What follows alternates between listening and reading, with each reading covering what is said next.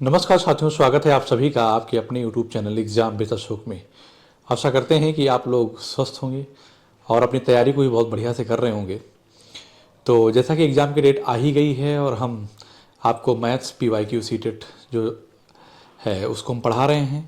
तो उसी क्रम में मैं एक और क्लास लेकर आपके साथ जुड़ रहा हूँ जो बिल्कुल रामबाण साबित होगी। आप मैथ को इग्नोर मत करिए पेपर 2 की। आपको अगर ऐसा लगता हो कि अगर आप बिना मैथ के ही 90 नंबर ला के पास हो जाएंगे तो आप 90 इधर तो ले आएंगे, चलो ठीक है मानता हूँ, लेकिन फिर आगे क्या करेंगे? क्योंकि आपको सीटेट से फाइनल सिलेक्शन नहीं होना है। सीटेट तो एक क्वालिफाइंग एग्जाम है कि आप एलिजिबल हो जाएंगे किसी भी अदर एग्जाम जहाँ पे वैकेंसीज होंगी। तो अगर आप सीटेट क्वालिफाई हैं तो वहाँ के लिए बैठेंगे, उसका एग्जाम देंगे, तो वहाँ तो मैथ देना ही पड़ेगा। तो बिना पढ़े नहीं कुछ होने वाला है क्योंकि वहाँ कंपटीशन है। अभी यहाँ तो हो सकता है, इसलिए आप धीरे धीरे चीज़ों को सीखेंगे और बहुत आसान है। हमारे साथ लगातार बने रहिए, देखिएगा बहुत अच्छे से चीज़ों को समझ में आएगा। ठीक है ना? तो बिना देरी किए हम आज का सेशन स्टार्ट करते हैं और पहला क्वेश्चन लेते हैं। आज का हमारा जो पहला क्वेश्चन है, याद रखिएगा, अगर आपकी मैथ अच्छी है, ध्यान दो, अगर आपकी मैथ अच्छी है तो आपकी पास जितने भी और सब्जेक्ट होंगे वो सब बहुत अच्छे हो जाएंगे, क्योंकि आपकी जो thought process, reasoning ability, understanding ability, ये सारी चीज़ें क्या होती है, इंक्रीज कर जाती है, इंप्रूव कर जाती है। ठीक है ना? तो मैं पहला क्वेश्चन लेता हूँ आज का।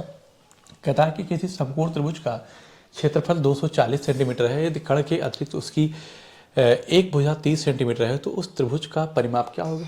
सवाल आप ट्रिपलेट से भी कर सकते हैं, लेकिन मेरी बात ध्यान से सुनिए कि यहाँ पे उसने क्या कहा है कि एक समकोण त्रिभुज है जिसकी एक भुजा कर्ण को छोड़कर, तो आप ये जानते हैं कि ये बेस है, ये परपेंडिकुलर है और ये क्या है, हाइपोटेन्यूस है।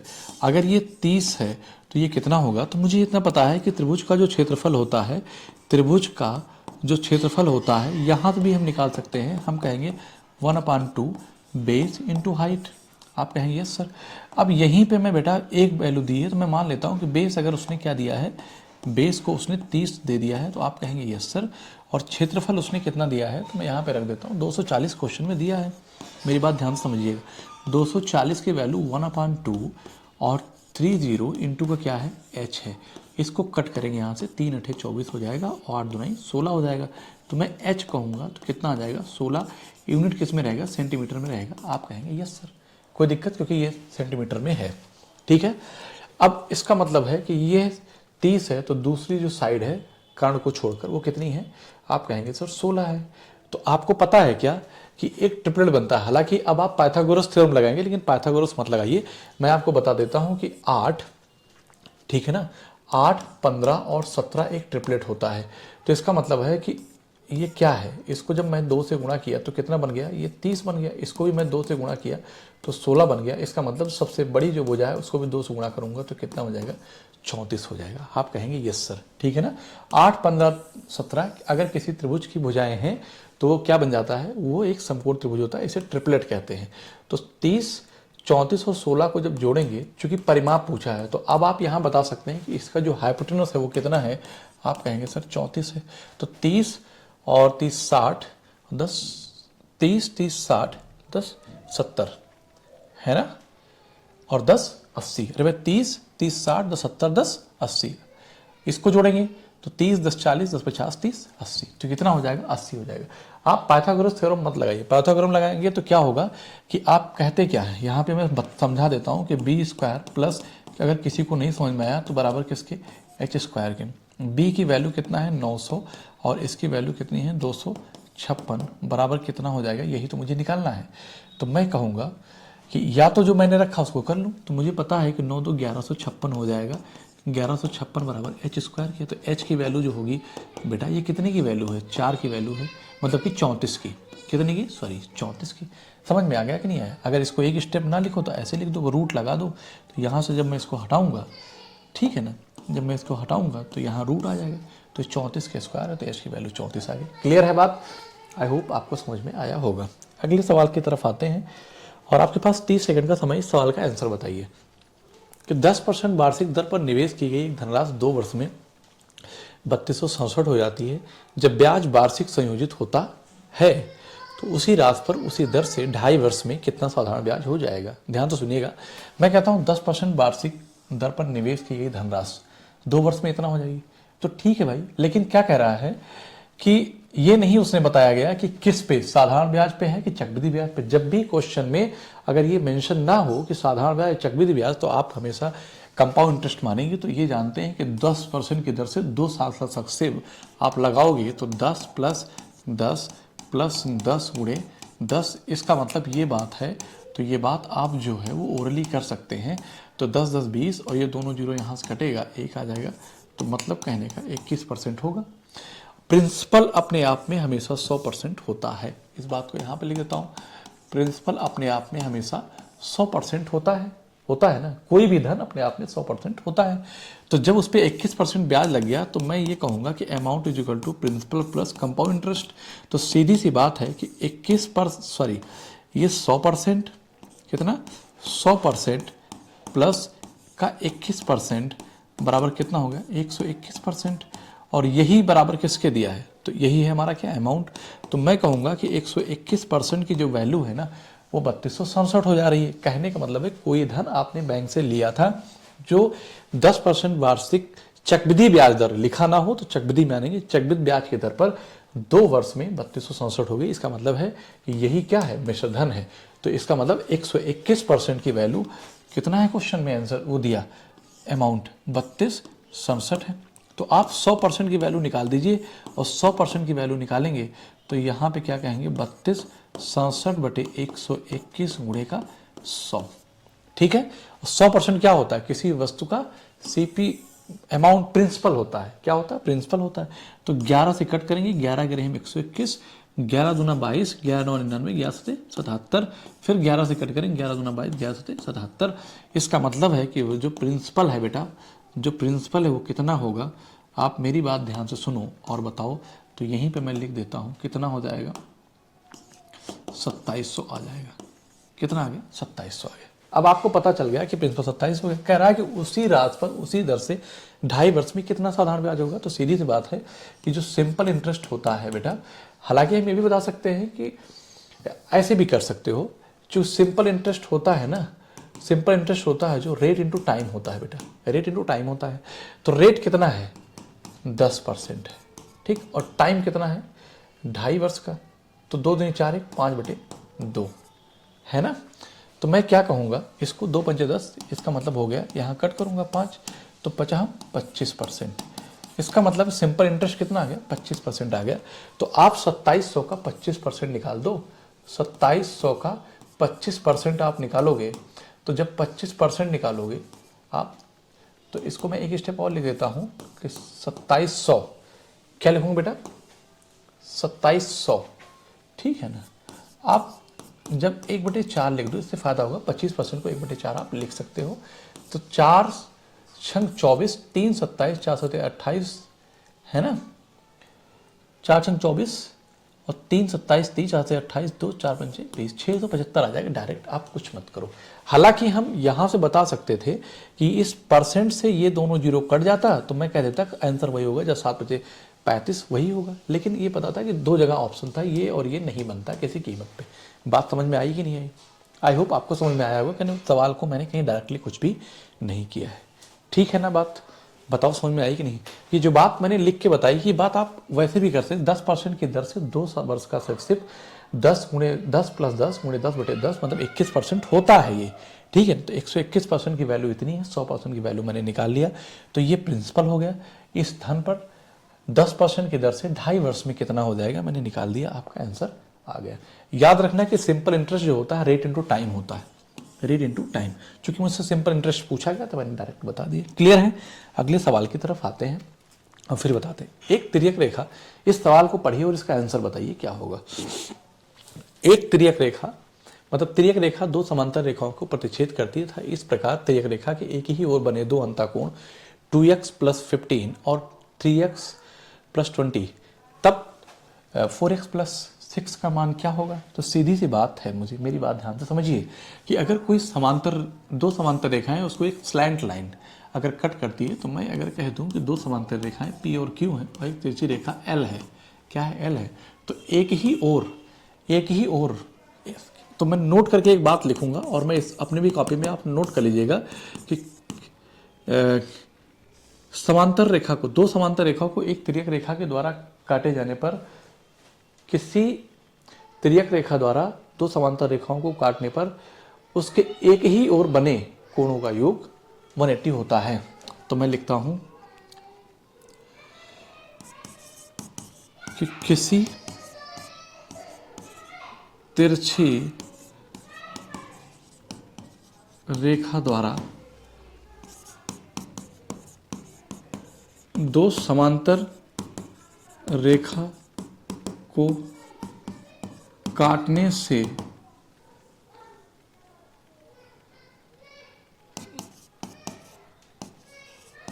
तिरछी रेखा के एक ही ओर रेखा के एक ही ओर बने कोणों का योग 180 डिग्री होता है। अगर ये कंसेप्ट आपको पता है तो आप ये सवाल चुटकियों में कर सकते हैं कि अगर इसका मतलब है कि इन दोनों का समांतर रेखा है, ऐसे कट किया, दो समांतर रेखा है, एक तिरछी लाइन है, तो इनके एक ही ओर कोणों का सम 180 होता है। तो इसका मतलब है दो अंतः कोण 2x + 15 इन दोनों को जोड़ूंगा मैं, ठीक है ना। तो क्या रहेगा 2x + 15 ये, और प्लस आप इनको जोड़िए कि 3x - 20 ये जोड़ लिया बराबर किसके 180 डिग्री के। दोनों कोणों का सम 180 होता है। मैंने ये बात तो भी बोला कि 3 2 क्या हो जाएगा 5x और -5 बराबर किसके 180 के। 5 से कट करेंगे तो कितना हो जाएगा 16 हो जाएगा। ये एक उधर जाएगा जुड़ जाएगा तो x बराबर कितना हो गया 17 हो गया, ठीक है ना। x 17 हो गया, 17 चौको 68, अरे सॉरी यहाँ पे 5 थे 15 3 18 5 30, ठीक है ना, क्लियर है। तो ये जब उधर जाएगा 5 से कट कर दिया तो 36 पंजे 180 होता है। और यहाँ पे क्या बचा x - 1 बराबर किसके 36 के, तो x बराबर कितना हो गया 37 के। आप कहेंगे यस सर 37 दूना 74, ठीक है ना। तो आप जब यहां से वैल्यू निकालेंगे बेटा तो 37 से 4 से मल्टीप्लाई करो, 37 दूना 74 मतलब कि 168 और 68 2 70 और कितना हो जाएगा 100 कितना गया 37 आ गया। यही उठा के वैल्यू पुट कर दो। आपको पता है 7 चौक 28 के 8, ठीक है ना, और 8 से 14 के 4, आंसर वही होगा जिसका इमीडिएट 4 होगा। एक ही ऑप्शन है, ये हो जाएगा। वैल्यू रख के हम चेक करके दिखा दे रहे हैं आपको, वैल्यू रख के हम आपको चेक करके दिखा दे रहे हैं। यहाँ ध्यान दीजिएगा तो क्या लिखेंगे 4 × 37 + 6, ठीक है ना, ठीक है। तो 37 दूना 74 और 74 दूना कितना हो जाएगा 148, 148 और प्लस का 6, तो 48 6 कितना होता है 48 6 कितना होता है। आप कहेंगे सर 154 होता है। यहाँ तक कोई अगर दिक्कत हो तो बताओ भाई किसी बच्चे को। 48 2 50 4 54, ठीक है ना बात। मतलब कहने का ये मैंने कंसेप्ट आपको समझा दिया। यहाँ पे इतना बड़ा सवाल इतना बड़ा था। अब आप चाहते तो यहीं से इसको कर लेते कि 3 2 5x और इन दोनों का डिफरेंस आएगा वो उधर जुड़ जाएगा, तो ये 5x बराबर 185 का हो जाएगा। तो यहाँ पे 5 × 15 5 × 35 37 आएगा। 37 दूना 174, 7 दूना 4 100 है ना, 148 हो जाएगा। 148 में 6 जोड़ोगे तो 154 आ जाएगा। मतलब आप सेकेंडों में सवाल को कर सकते थे, ठीक है ना बात। आगे चलें, नोट कर लीजिए, कंसेप्ट आप समझ चलेंगे तो सवाल को आराम से बना लेंगे। क्लियर है कि PQRS एक समांतर चतुर्भुज जिसके विकर्ण, तो मैं समझा देता हूँ, पहले पूरा सवाल पढ़ लूँ कि आप पढ़ के और लगा लो, फिर मैं तब तक बता देता हूँ कि PQRS एक समांतर चतुर्भुज है जिसके विकर्ण PQ और QS, PR और QS परस्पर बिंदु O पर प्रतिच्छेद करते हैं, ठीक है। यदि OP x + 7 और OQ x + y है सेंटीमीटर है, OR 20 सेंटीमीटर, OS 16 सेंटीमीटर, तो 7 + y का मान 7y + 5 का मान याद कीजिए। इसका मतलब ये है, चाहो तो आप ऑप्शन से भी कर सकते हो। कैसे मैं बता देता हूँ। अगर इसको लिखना चाहो तो 21 प्लस क्या लिखोगे 5 लिखोगे, 7 का मल्टीपल है। इसको लिखोगे तो मतलब कि इसको कितना लिखोगे 23। मेरी बात ध्यान सुनिएगा। तो अब आप कह सकते हो ना कि 7 × 3 + 5, देखिए ऑप्शन से भी बन सकता है सवाल, ठीक है।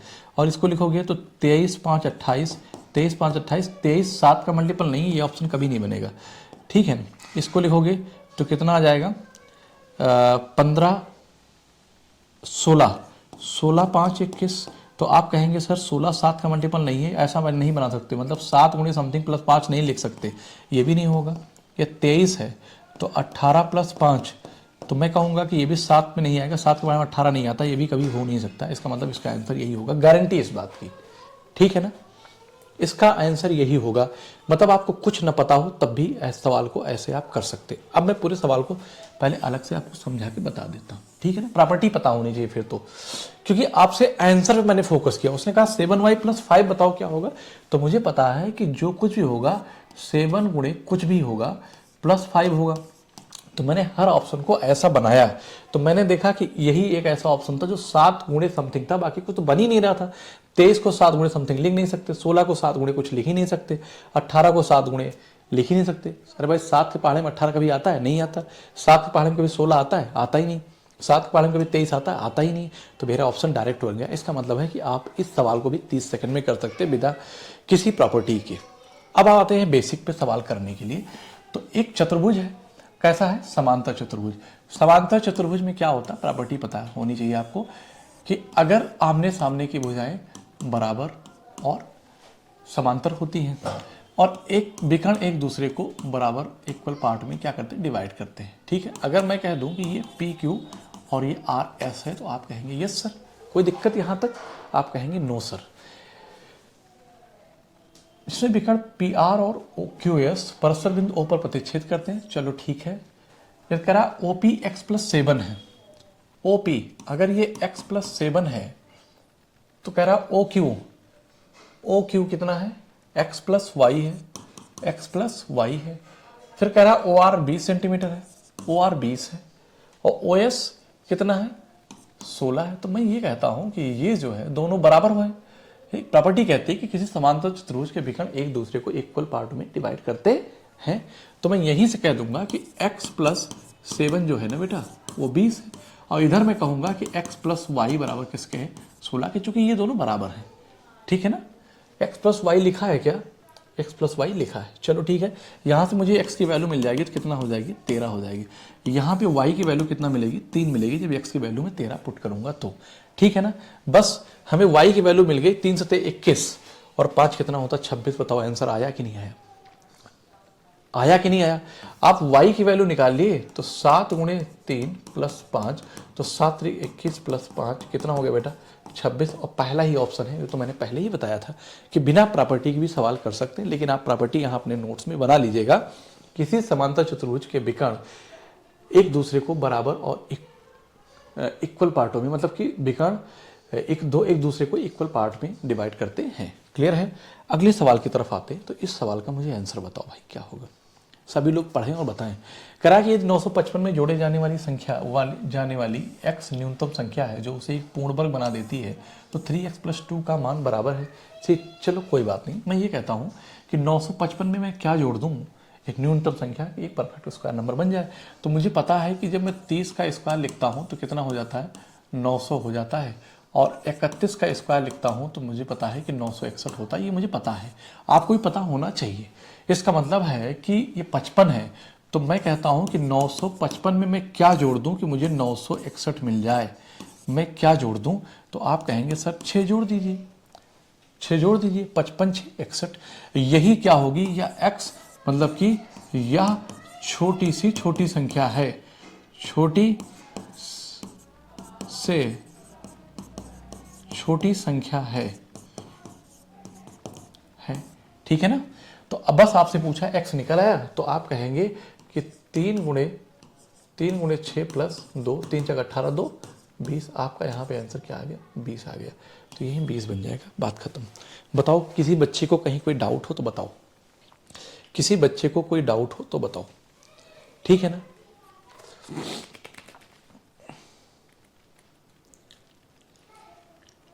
चलिए ऑप्शन से भी कर सकते हैं, जैसे मैंने लास्ट क्वेश्चन में समझाया है वहां से भी कर सकते हैं, लेकिन चलो ज़्यादा नहीं डिस्कस करेंगे हम, ठीक है ना। थ्योरी क्लास में करेंगे, ये हमारी प्रैक्टिस क्लास है, ठीक है। किसी त्रिभुज ABC भुजा AB पर स्थित D एक बिंदु इस प्रकार है कि CD ABC ACB का समद्विभाजक है। यदि A 50 डिग्री B 70 है तो ADC बराबर है। तो ठीक है, किसी त्रिभुज ABC, आप पहले तो एक त्रिभुज बनाइए और ए बी पर डी बिंदु इस तरह है, तो ए बी पर एक बिंदु डी है जो सी का क्या है, मिलाने पर मतलब कि डी एक बिंदु इस प्रकार है कि सी डी जो है ए सी बी का समद्विभाजक है। इसका मतलब है कि अगर ये x है तो ये भी क्या है, x है, ठीक है ना। कह रहा है ए 50 है, ए कितना है 50 है, और बी की भी बारे में बात कर रहा है, वो कह रहा है 70 है। तो 7 5 12 120 है। त्रिभुज के तीनों कोणों का योग कितना होता है, कितना होता है भाई, 7 5 12 120 और 60 होता है। इसका मतलब ये 30 होगा, ये 30 होगा, इक्वल इक्वल होगा कि नहीं होगा, ठीक। तो कह रहा है कि ए डी सी बराबर है, तो ए कहाँ है, ए डी सी, ये वाला कोण हमसे पूछा है। तो मुझे पता 50 30 80, तो ये कितना बनेगा 100, क्योंकि त्रिभुज के तीनों कोणों का सम 180 होता है, तो ये 100 हो जाएगा। यहाँ पे 100 आपका आंसर आ गया। कोई दिक्कत यहाँ पे, कोई दिक्कत नहीं होनी चाहिए क्योंकि बहुत बेसिक सवाल था। अगले सवाल की तरफ आते हैं और इस सवाल का मुझे आंसर बताओ कि किसी चतुर्भुज ए बी सी डी का परिमाप 120 सेंटीमीटर है, यदि बी सी बराबर 48 सेंटीमीटर, सी डी 17 सेंटीमीटर है और ए डी 40 सेंटीमीटर है, तो कोण ए बराबर कोण बी बराबर 90 डिग्री के, तो चतुर्भुज ए बी सी डी का क्षेत्रफल बताओ क्या होगा। कहने का मतलब है कि एक ऐसा चतुर्भुज है जिसमें दो कोण हैं ए और बी। मेरी बात ध्यान से समझना, आप चाहे जैसे कर दो, चलो इसको ऐसे न करके मैं ऐसे कर देता हूँ, थोड़ा ज़्यादा अच्छा लगेगा, कोई दिक्कत नहीं है। 1 2 3 4 है। मैंने ऐसा क्यों बनाया, तो मैं कहूँगा कि ए बी सी डी, चूंकि उसने कहा है कि a बराबर b के ये भी 90 है और ये 90 है, तो मैंने इसे ऐसे बनाना पड़ेगा, ठीक है ना। और इसको मैं ड्रॉ कर सकता हूँ अपने साइड से। कह रहा है कि AD कितना है क्वेश्चन में, BC 48 है, BC मुझे ना मतलब थोड़ा सा यहाँ पे CD 17 है, AD 40 है, AD 40 है। यहाँ से बनाने में थोड़ा सा ये वाला गड़बड़ हो गया है, कोई दिक्कत नहीं है। तो मुझे यहाँ पे लिखना पड़ेगा बी सी, तो मैं ए बी और सी मुझे इधर लिखना पड़ेगा बेटा, क्योंकि बड़े को बड़ा दिखाना पड़ेगा ना। ए बी सी डी, क्योंकि उसने कहा कि बी सी 48 है, तो मुझे पता चल गया कि ये पूरा कितना है, ये पूरा 48 है, ठीक है ना। सी डी 17 है, कोई बात नहीं, ये 17 है, और ए डी 40 है, ये 40 है, तो ये वाला कितना होगा 8 होगा। तो अभी तो पढ़े बढ़ाया थोड़ी देर पहले क्वेश्चन में कि ट्रिपल बनेगा किसका, 8 15 17 का, इसका मतलब ये 15 बन जाएगा, ठीक। और ये 40 है, ये 40 है, ये तो इसका मतलब एक रेक्टेंगल बन गया और एक त्रिभुज बन गया। तो ये चतुर्भुज में दो चीजें हैं, एक रेक्टेंगल है और एक क्या है, एक त्रिभुज है। तो पूरा कह रहा है कि इस चतुर्भुज का क्षेत्रफल बताओ क्या होगा। तो मैं कहूंगा कि जो चतुर्भुज का क्षेत्रफल होगा, चतुर्भुज का जो क्षेत्रफल होगा बराबर रेक्टेंगल का क्षेत्रफल प्लस उस त्रिभुज का क्षेत्रफल। तो उसको कैसे लिखेंगे, 15 गुणे 40 प्लस क्या है 1/2, बेस क्या है 8 है, इंटू हाइट कितना है 15 है, 2 चौको 8। तो मैं कहूंगा 15 चौको 60, 600, और 15 चौको, हाँ ठीक है, 15 चौको 60, हाँ ठीक है। और ये क्या हो गया, और 15 चौको 60 दोनों जगह। तो मैं कहूँगा कि कितना हो गया बेटा 660 हो गया, और 660 क्षेत्रफल है तो सेंटीमीटर में दिया है, तो सेंटीमीटर स्क्वायर हो जाएगा। यूनिट हालांकि यूनिट नहीं लिखी है, सेंटीमीटर स्क्वायर निकालना वो तो आएगा ही आएगा। तो आपका आंसर क्या हो जाएगा, ये बनेगा। यहाँ तक किसी बच्चे को अगर कहीं कोई प्रॉब्लम है तो वो कमेंट करके मुझे बता सकता है। क्लियर है बात, नोट कर लिया। देखो कैसे निकाला मैंने, इस चतुर्भुज का जो क्षेत्रफल है ना, चतुर्भुज ए बी सी डी, इसका मतलब इसमें एक रेक्टेंगल है बेटा, ठीक, और एक क्या है, एक क्या है, एक राइट एंगल ट्रायंगल। इसका अलग रेक्टेंगल का क्षेत्रफल क्या होता है 15 गुणे 40, 15 गुणे 40 600, और इसका 1/2 मतलब कि 15 8 120 का आधा कितना हो जाएगा 60, 600 और 60 कितना हो जाएगा 660 बनेगा। यही आंसर हो गया, ठीक है ना। तरीका है, चाहे जैसे कर लो आप। इस सवाल पे आते हैं कि 8,000 रुपए की एक राशि 7.5% वार्षिक दर से वर्ष में साधारण ब्याज पर 9500 हो जाती है, कितने वर्ष में, यही तो बताना है मुझे। उसी राशि का 20% वार्षिक दर से उतने ही समय में कितना मिश्र धन होगा, यह ब्याज वार्षिक संयोजित होता है। तो आगे तो साधारण ब्याज उसने बताया है, लेकिन यहां नहीं बताया कि मिश्र धन होगा किस उससे, ठीक है ना। तो मेरी बात ध्यान समझिएगा और फिर आप इसका आंसर दीजिएगा। मैं कहता हूं कि जो सिंपल इंटरेस्ट है वो कितना मिला है, 8,000 से 95 से हो गया 1500 रुपये मिला है। तो आप जानते हैं सिंपल इंटरेस्ट का फार्मूला क्या होता है, PRT अपान 100 के, ठीक है ना।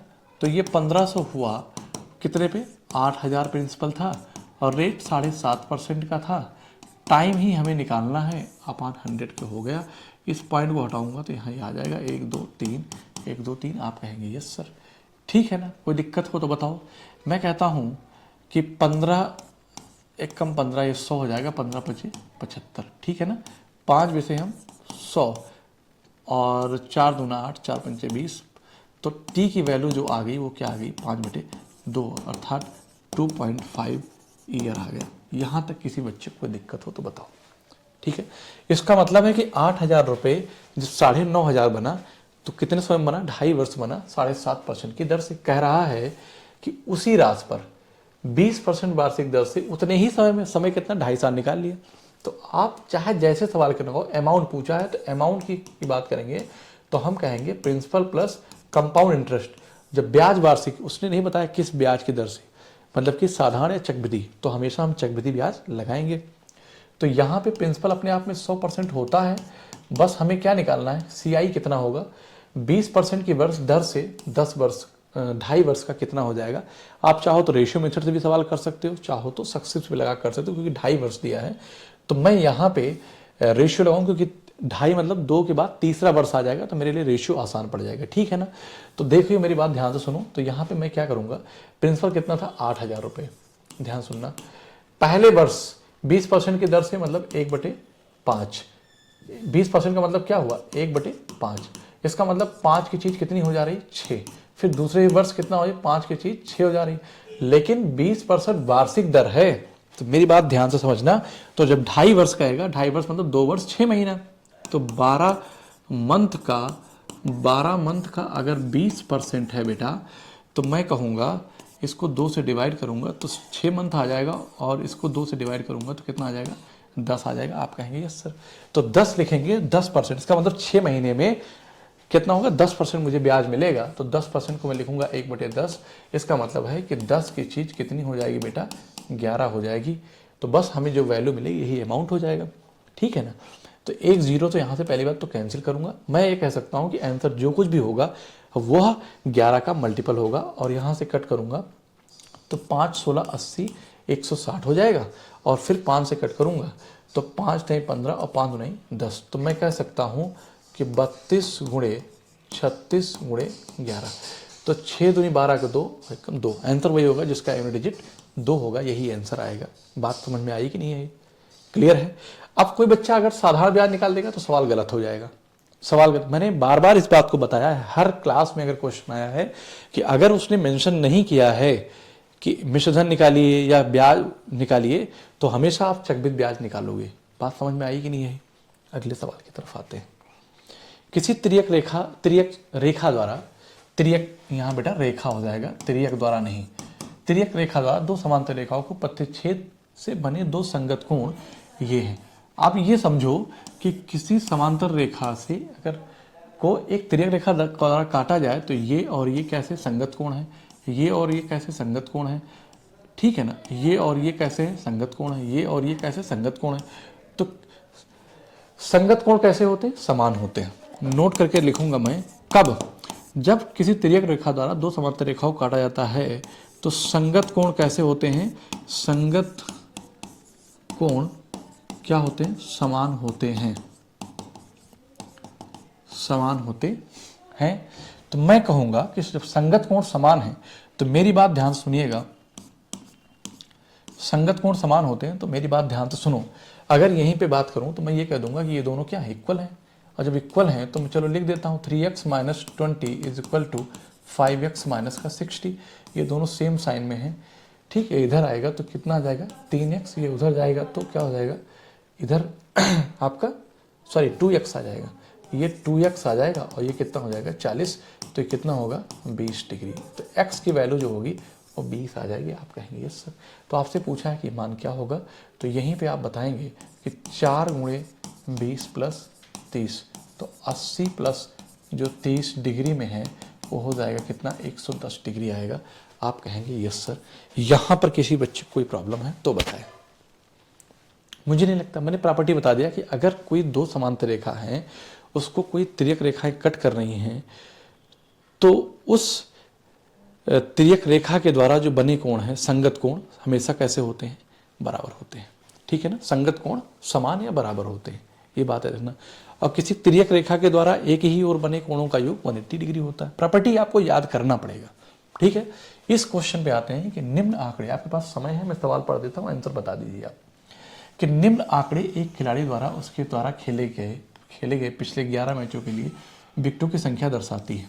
ठीक है ना, इन आंकड़ों के माध्य बहुलक का अंतर बताइए क्या होगा। माध्य कैसे निकालें? माध्य मतलब मीन और बहुलक। तो पहले आप क्या करो कि माध्य निकालना है तो भाई इनका सबको जोड़ लो। 2 1 3 4 7 3 10 2 12 2 14 4 18 1 19, कितना आ जाएगा? 19। कितने नंबर हैं? 1 2 3 4 5 6 7 8 9 10 11। ठीक है, 11/19 हो गया। ये क्या हो गया? ये हमारा माध्य हो गया। बहुलक क्या होगा? सबसे ज़्यादा बार मुझे लगता है कि यहाँ पे 0 2 बार आया है, 3 एक ही बार आया है, लेकिन 1 1 1 1 4 बार आया है, और 4 2 बार आया है। तो उसकी जो बहुलक होगा वो कितना होगा? 1 होगा। कह रहा आंकड़ों के माध्य और बहुलक का अंतर बताओ क्या होगा। तो ये क्या है मेरा? ये बहुलक है। किसी दिए गए मतलब कि डाटा में, आंकड़े में जिसकी फ्रीक्वेंसी बारंबारता ज़्यादा हो वही क्या कहलाता है? बहुलक कहलाता है। ठीक है ना, तो 19 माइनस 11 बटे क्या 11, तो क्या हो जाएगा? 11 8 19, 8/11 आ जाएगा। इनका अंतर है ऑप्शन क्या? आप कहेंगे यस सर है। यहाँ तक अगर किसी बच्चे को कोई दिक्कत हो तो बताओ। आई होप कि आपको अच्छा लगा होगा। अगर समझ में आया है तो आप कमेंट करके ज़रूर बताएं। ठीक है, और अच्छा लगा हो तो अपने दोस्तों को भी शेयर करें, जिससे उनको भी फ़ायदा हो। ठीक है ना, सीटेट एक ऐसा एग्ज़ाम है जो कि आप एक बार पास कर लो, ऑल इंडिया में आप एग्ज़ाम दे सकते हो लाइफ टाइम, जहाँ ही वैकेंसी आती है, अगर आपकी एलिजिबिलिटी कंप्लीट हो रही है तो। ठीक है ना, पता लगा ओवर एज हैं या कुछ भी हैं तो आप नहीं भर पाएंगे। मतलब कहने का है कि अगर आप 90 नंबर मांग रहा है और आप एलिजिबल हैं तो इधर से आप क्वालिफाई करके निकल जाएंगे, वहाँ पेपर देंगे। क्लियर है ना बात? तो मिलते हैं आपसे हम अगली क्लास में। आज के लिए इतना ही रखते हैं। ठीक है, जय हिंद साथियों।